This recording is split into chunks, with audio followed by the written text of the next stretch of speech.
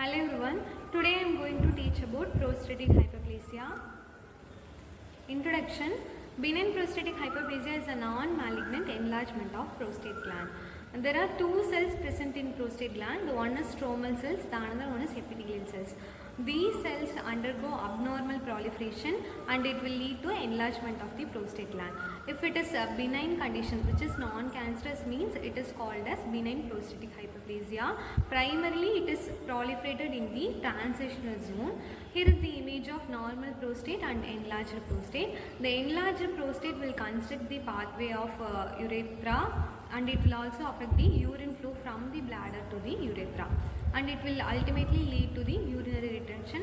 It will also cause some abdominal related symptoms, urinary tract symptoms, because of the obstruction in the urinary pathway and impaired function of bladder.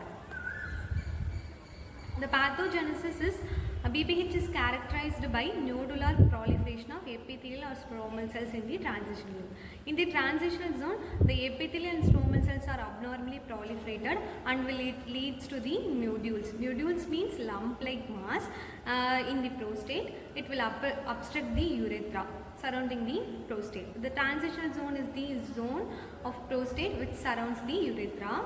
The intraprostatic dihydrotestosterone produced from testosterone by 5-alpha reductase promotes growth of prostate tissue.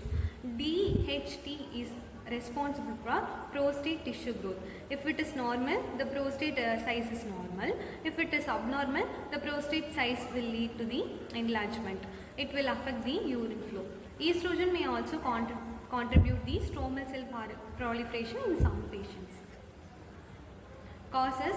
The primary causes hormonal changes in the men, particularly increased DHT activity.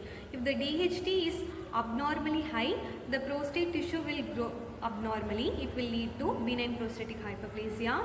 Risk factors are age above 50 years, family history of BPH will lead to BPH, metabolic syndrome, sedentary lifestyle, poor physical activity, poor diet, chronic prostatitis or inflammation. Chronic inflammation of prostate will lead to BPH. Clinical presentation. In this condition, patient frequently urinate and also urgent need to urinate. Nocturia, nighttime urination. So the patient frequently urinating at the night time, and it also affects the sleep of the patient. Difficulty starting urination, that is called as hesitancy. The patient have difficulty to initiate the urination process, weak or interrupted urine stream, dribbling at the end of urination. This is the most common clinical presentation in the BPH. Patient having dribbling at the end of the urination. The urine will flow droply. It is called as dribbling of the urination. The next is incomplete bladder emptying. The patient may feel incomplete emptying of the bladder. Here is the image of normal prostate and enlarged prostate. Normal prostate is creating a normal prostate will not affect the urine flow. The enlarged prostate will constrict the urethra. The pathway become narrow. The urine outflow become less. Investigations. First one is history and physical examination. We have to collect the history from the patient regarding the urinary symptoms. Next is digital rectal examination. The physician will assess the prostate size through the rectum. Next is urine test to rule out the urinary tract infections. Blood test to check the kidney function. Uroflow test. Here is the image of uroflow test. It will give the graphical record. The left image is digital rectal exam. The physician will check the prostate size through the rectum. Here is the image of postvoidal residual volume. The right side image is postvoidal residual volume. We will check the postvoidal residual volume after voiding of urination. We will ask the patient to void the urine from the bladder. After that, we will check via the ultrasound to assess how much urine remains in the bladder after urination for this BPH patient. Next is imaging. In imaging, ultrasound MRI for selected cases. Next is management. The first most common management is TURP, that is transurethral resection of prostate. It is involving the endoscopic removal of obstructed prostate tissue via the urethra. The indications are severe or moderate LUT, prostate size 30 to 80 cc, the normal prostate size 20 to 30 cc. In BPH, it will abnormally enlarged up to 100 cc. If the prostate size is 30 to 80 cc, we will go for TURP. Here is the procedure of TURP.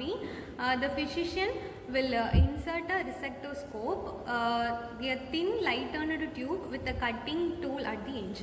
Here is the image of TURP. The instrument is called as resectoscope. In that instrument, there is a light and cutting tool in the edge of the instrument. We will insert the instrument through the urethra of the BPH patient.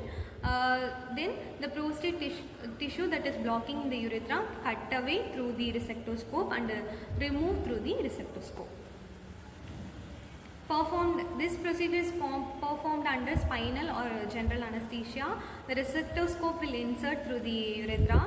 The electric current resect the prostate tissue in the transitional zone. Because this particular condition is most commonly affecting the transitional zone, the resected tissue is removed through the resectoscope and the bladder is irrigated to prevent the clot. The bladder is completely cleaned to prevent the clot retention.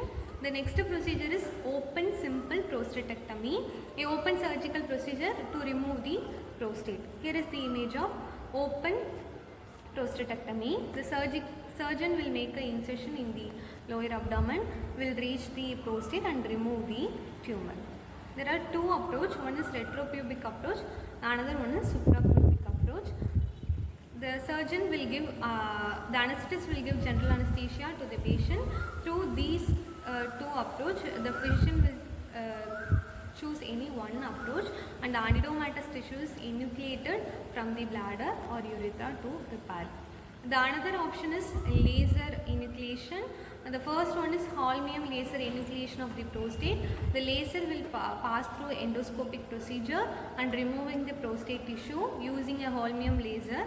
The next one is photoselective vaporization of the prostate. A laser procedure with a green light to vaporize obstructing prostate tissue.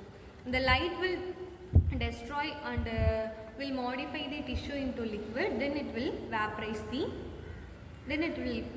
by the laser. Here is the image of holmium laser and photoselective vaporization of the prostate.